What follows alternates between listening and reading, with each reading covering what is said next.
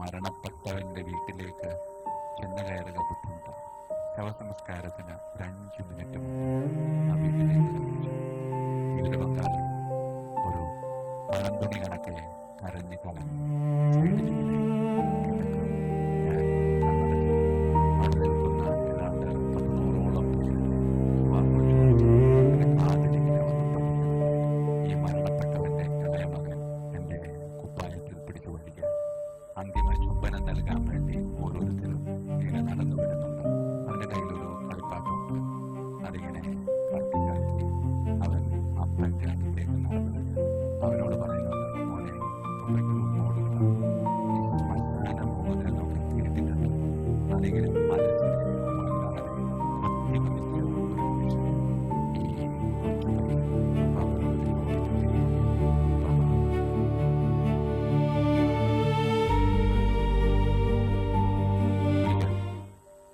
ഞാൻ എൻ്റെ പള്ളിമേടയിൽ നിൽക്കുമ്പോൾ എൻ്റെ മൊബൈൽ ഫോൺ അടിച്ചു. ഞാനതെടുത്ത് ചവിട്ടി വിളിച്ചു.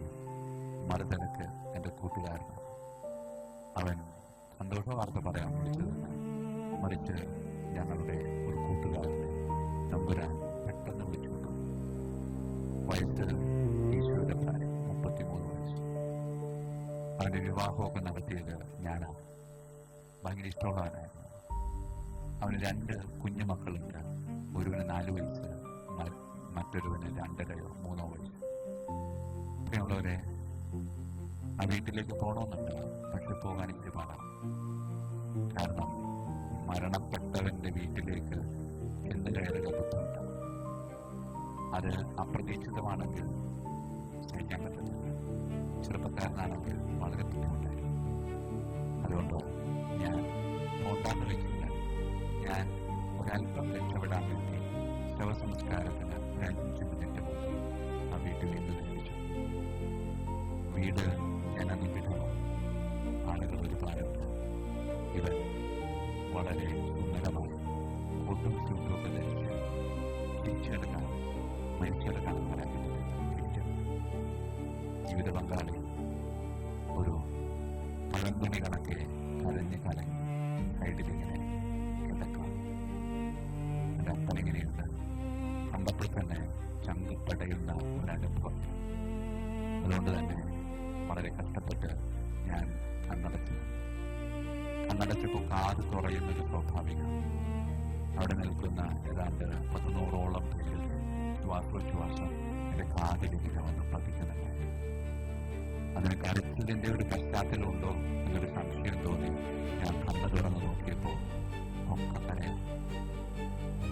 ഞാൻ എൻ്റെ പോക്കറ്റിൽ നിന്ന് തൂവാലയെടുത്ത് കൈ പിടിച്ച് ഒരു കയ്യിലിട്ടു. അച്ഛൻ അറിയുന്നത് നാട്ടുകാരിലാണെന്നുള്ളത് എന്ന് വിചാരിച്ച് ഞാൻ വീണ്ടും കണ്ണടച്ചു. അപ്പോൾ എന്നെ ആരോ വന്നിട്ട് തോണ്ടി വിളിക്കുന്നത് പോലെ എനിക്ക് തോന്നി. ഞാൻ ചുറ്റും നോക്കി, ആരെയും കാണാനില്ല. ഞാൻ വിചാരിച്ച് തോന്നിയതായിരിക്കും. കുറച്ച് കഴിഞ്ഞപ്പോൾ വീണ്ടും വിളിച്ചു. ഞാൻ വീണ്ടും നോക്കി. അപ്പോഴാണ് താഴത്തേക്ക് നോക്കിയത്. ഈ മരണപ്പെട്ടവൻ്റെ ഇളയ മകൻ എൻ്റെ കുപ്പായത്തിൽ പിടിച്ചുകൊണ്ടിരിക്കുക. ഞാൻ അവനെ നോക്കിയപ്പോൾ അവൻ ചിരിച്ചുകൊണ്ട് ഈശ്വരനെ സ്തുതിക്കട്ടെ. പിന്നാലെ മൂത്തവനും വന്ന് സ്തുതി പറഞ്ഞു. അച്ഛന്മാരെ ക്രിസ്ത്യത്തിന് എവിടെ ചെന്നാലും സ്തുതി പറയണമെന്ന് പറഞ്ഞ് പഠിപ്പിച്ചത് പ്രജ്ഞയിട്ട് പെട്ടിയിൽ കിടക്കുമ്പോൾ ഈ കുട്ടികൾ അത് പാലിക്കുന്നത് കണ്ടപ്പോൾ ഉള്ളിൽ വല്ലാത്തൊരു സങ്കടം പിന്നെയുമായി. പ്രിയമുള്ളവരെ, അവിടെയുള്ള എല്ലാവരുടെയും മനസ്സിനെ വേദനിപ്പിച്ചത് ഈ കുഞ്ഞുങ്ങളുടെ നിഷ്കളങ്കമായ കളിയും ചിരിയും. ശവസംസ്കാര ചടങ്ങുകൾ ആരംഭിച്ചു. സിമിത്തേരിയിൽ അവർക്ക് കുടുംബക്കല്ലറയുണ്ട്. ആ കല്ലറയ്ക്ക് മുകളിൽ ഈ ശവമഞ്ചം ഇങ്ങനെ വെച്ചിരിക്കും. അന്തിമ ചുംബനം നൽകാൻ വേണ്ടി ഓരോരുത്തരും ഇങ്ങനെ നടന്നു വരുന്നുണ്ട്. ഈ മരണപ്പെട്ടവന്റെ അപ്പൻ ഈ വഴിയൊക്കെ നിയന്ത്രിച്ചിങ്ങനെ ഓടി നടക്കും. അപ്പൊ ഞാൻ വിചാരിക്കുന്നു ഈ അപ്പനൊരു സങ്കടമില്ല. അപ്പോഴാണ് അപ്പൻ്റെ കണ്ണിലേക്കൊന്ന് നോക്കിയത്. ആ നോട്ടം കണ്ണിലല്ല, മറിച്ച് കണ്ണിലൂടെ ചങ്കിലേക്ക് വീഴുന്നത് പോലെ എനിക്ക് തോന്നി. കാരണം കരഞ്ഞ് കലങ്ങി ഇങ്ങനെ നിൽക്കാം. ഏത് സമയത്തും പൊട്ടിപ്പോകുന്നൊരവസ്ഥ. അത് പോകാതിരിക്കാൻ വേണ്ടി അപ്പൻ എന്തൊക്കെയോ ഇങ്ങനെ ചെയ്ത് നടക്കാം. പ്രിയമുള്ളവരെ, ആ സമയത്താണ് ഈ ശവമഞ്ചത്തിനടുത്തേക്ക് വരി വരിയായിട്ട് വരുന്നവരുടെ കൂട്ടത്തിൽ ഈ മരണപ്പെട്ടവന്റെ ഇളയ മകനും കയറുന്നുണ്ട്. അവന്റെ കയ്യിലൊരു കളിപ്പാട്ടമുണ്ട്. അതിങ്ങനെ കറക്കി കറക്കി അവൻ അപ്പന്റെ അടുത്തേക്ക് നടന്നു.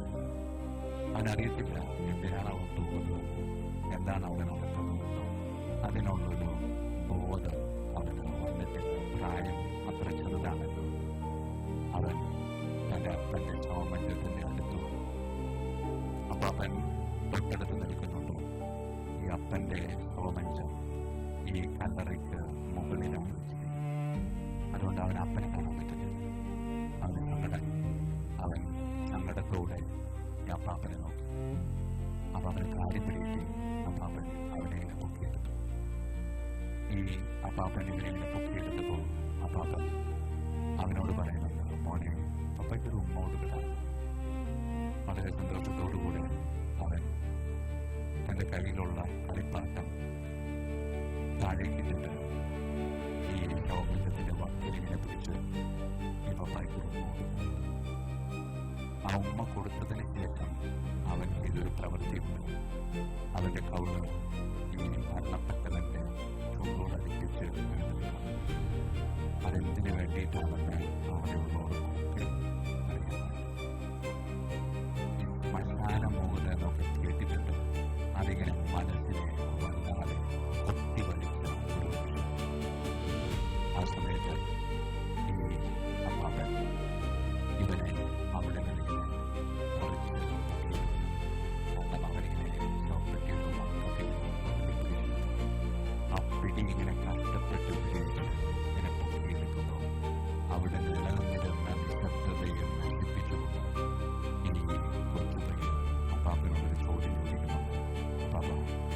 അപ്പ എനിക്ക് എന്താ ഉമ്മ തരാൻ? ഉമ്മ തന്നില്ല എന്ന് മാത്രമല്ല, ഒന്ന് കണ്ണു തുറന്ന് നോക്കിയും കൂടിയില്ല. അത്രയും നേരം പിടിച്ചു നിന്ന് സകല ദുഃഖങ്ങളും അണപൊട്ടി ഒഴുക്കിക്കൊണ്ട് ഈ അപ്പാപ്പൻ ഇവനെ നെഞ്ചോട് ചേർത്ത് പിടിച്ച് മൂർധാവിലൊരു ചുംബനം നൽകി ആ ദേവാലയത്തിൽ നിന്ന് ഇറങ്ങിപ്പോയി. ആ സെമിത്തേരി പടവുകൾ ഇങ്ങനെ ഇറങ്ങിപ്പോകുമ്പോൾ എല്ലാവരും സങ്കടത്തോടെ നോക്കി നിൽക്കുമ്പോൾ ആ കൊച്ചു ചോദിച്ച ചോദ്യം വീണ്ടും വീണ്ടും ഓരോരുത്തരുടെയും മനസ്സിൽ വരുന്നുണ്ടായിരുന്നു.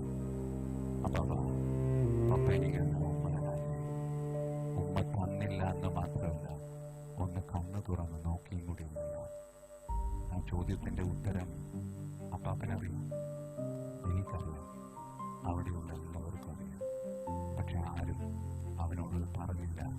കാരണം പറഞ്ഞാൽ മനസ്സിലാക്കാവുന്ന ഒരു പ്രായമായിരുന്നില്ല അവന്. പ്രിയമുള്ളവരത് കണ്ടപ്പോൾ സങ്കടം തോന്നിയെങ്കിലും ആ സങ്കടത്തിൽ ഒരു വിശ്വാസമായി ഞാനിപ്പോൾ ചേർത്ത് വയ്ക്കും. കാരണം ആ അപ്പാപ്പൻ ദൈവത്തിന്റെ പ്രതീകമാണ്. ആ കുഞ്ഞു ദൈവത്തെ കൂടെ. പലപ്പോഴും പല ചോദ്യങ്ങളും ഇതുപോലെ നാം ദൈവത്തോട് ചോദിക്കും. അവൻ ചിലപ്പോൾ കേട്ടില്ല എന്ന ഭാവത്തിൽ അവനിങ്ങനെ അകന്നു പോകും. അതറിയാൻ പാടില്ലഞ്ഞിട്ടല്ല, അത് പറഞ്ഞാൽ മനസ്സിലാക്കാവുന്ന ഒരു പ്രായം നിനക്കായിട്ടില്ല എന്ന് ദൈവത്തിനറിയാം.